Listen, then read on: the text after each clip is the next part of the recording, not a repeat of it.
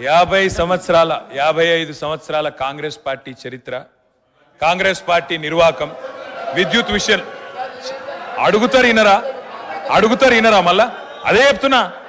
అధ్యక్ష నేను చెప్తాను, వైట్ పేపర్లో ఇలా చాలా గొప్పగా ఈ ప్రభుత్వమే స్పష్టంగా చెప్పింది అధ్యక్ష. ఏం చెప్పింది అధ్యక్ష? మాకు ప్రజలు 11 సార్లు అవకాశం ఇస్తే, 50 ఏళ్ళ అవకాశం ఇస్తే మేము ఇయ్యగలిగింది 2014 నాటికి 6 గంటల కరెంటు మాత్రమే. అంతటి అసమర్థత మాది, అంతటి చేతగానితనం మాది అని వాళ్ళే ఒప్పుకున్నారు అధ్యక్ష. చెప్పనండి అధ్యక్ష, నేనేం అన్పార్లమెంటరీ మాట్లాడతలేను, శ్వేతపత్రంలోదే మాట్లాడుతున్నా అధ్యక్ష. కాంగ్రెస్ అధ్యక్ష ఇప్పుడు మీది కాంగ్రెస్ పార్టీ కాదు సార్ అధ్యక్ష, మీరు మాకు అవకాశం ఇవ్వాలి సార్. తప్పు సార్ సార్, ఆయన మాట్లాడినప్పుడు నాకు అవకాశం ఇవ్వాలి మీరు దయచేసి అధ్యక్ష.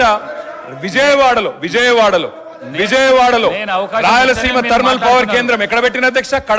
కడపలో బొగ్గుందా అధ్యక్ష? కడపలో నీళ్లున్నాయా అధ్యక్ష? విజయవాడలో బొగ్గుందా? ఇలా బాగా మాట్లాడుతున్నారు. ఆ రోజు తెలంగాణలో విద్యుత్ కేంద్రాలు కట్టకుండా తెలంగాణ ఏర్పడే నాటికి 2700 లోటు మెగావాట్లతో 2700 మెగావాట్ల లోటుతో ఆనాడు మాకు నష్టాల్లో అప్పజెప్పిపోయింది. వీళ్ళు కాదా అధ్యక్ష? 6 గంటల కరెంట్ ఇచ్చింది వీళ్ళు కాదా? నేదునూరు గురించి మాట్లాడుతున్నారు అధ్యక్ష, నేదునూరు గురించి చెప్తా అధ్యక్ష. నేదునూరులో భూసేకరణ చేసి ఆయన చెప్పిందే చెప్తున్నా సార్. నేదునూరులో గ్యాస్ ఆధారిత విద్యుత్ కేంద్రం పెడతామన్నారు. శంకర్పల్లిలో జయపాల్ రెడ్డి గారు, మేము ఒక నేదునూరులోనే ధర్నా చేయలేదు సార్. మీ జిల్లా శంకర్పల్లిలో కూడా మేమే ధర్నా చేసినాం, నేదునూరులో కూడా మేమే ధర్నా చేసినాం. 2 దగ్గరలో రైతుల భూములు తీసుకున్నారు. గ్యాస్ గారు అడిగిన ప్రశ్నకు జవాబే ఇవ్వండి మీరు దయచేసి. ఇలా బాధ ఎక్కడ అనిపిస్తుంది సార్ అంటే, సరే మంత్రులకు ఆవేశం రావచ్చు, పాపం వారికి ఏదో గతంలో ఏదో అవమానం జరిగిందని బాధపడుతుండొచ్చు, కానీ మరి స్వయంగా ఈ ముఖ్యమంత్రి గారే మా నాయకుడు కేసీఆర్ గారి పిండం పెడతా అని చెప్పి మాట్లాడిన నాయకుడు సార్. దాని గురించి నేను పోను, కానీ దాని లోపలికి నేను పోను. కానీ అధ్యక్ష వారికి తెలవాలా, మంత్రి వారికి తెలవాలా. ముఖ్యంగా శ్వేతపత్రం ప్రచురించింది ప్రభుత్వం, అన్ని సమగ్రమైన సమాచారంతో అవగాహనతో రావాలి.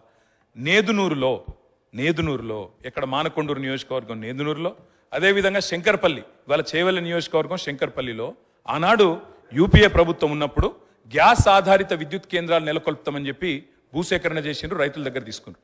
మేము టీఆర్ఎస్ పార్టీగా ఆనాడు ఒక దగ్గర ధర్నా చేయలే, ఒక వ్యక్తికి వ్యతిరేకంగా ధర్నా చేయలే.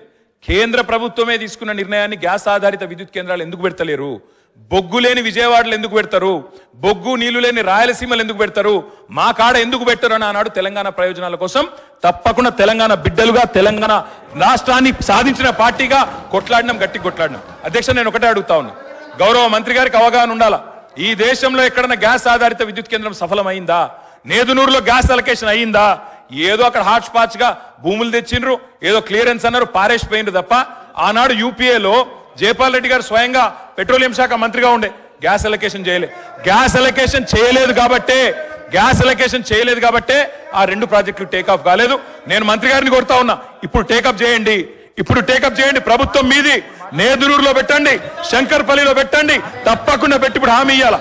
ప్రభుత్వం కమిట్మెంట్ ఇవ్వాలా.